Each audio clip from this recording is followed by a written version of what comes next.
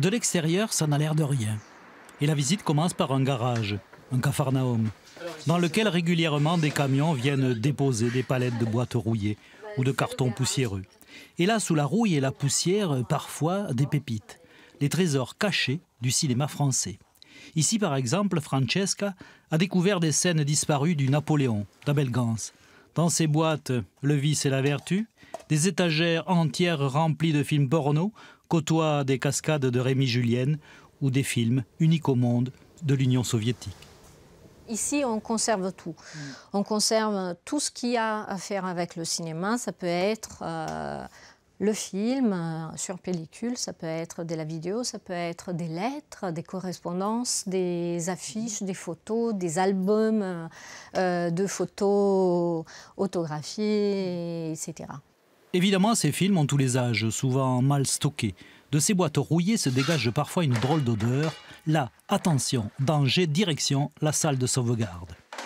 Le film attrape des maladies, et particulièrement une maladie qu'on appelle la maladie du vinaigre, et qui rend le film acide et qui le fait se décomposer. Des films malades ou blessés, perforations arrachées, rayures, taches, décomposition. François Marty et ses collègues, c'est le SAMU de la pellicule. À cet endroit, les perforations ont été arrachées.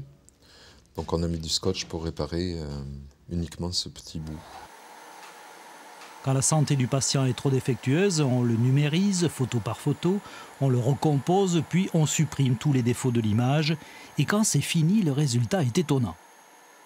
Ici, à droite de l'écran, avant restauration. À gauche, après restauration, un film de 1930 comme neuf. Ensuite, on stocke au premier étage. Ici, c'est le coffre-fort de la deuxième plus grande cinémathèque de France. 48 500 copies inventoriées.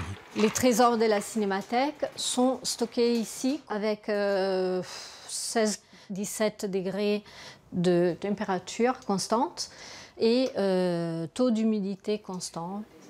Le centre de conservation et de recherche de la Cinémathèque de Toulouse, c'est aussi la plus importante collection d'affiches de cinéma de France de 1908 à nos jours.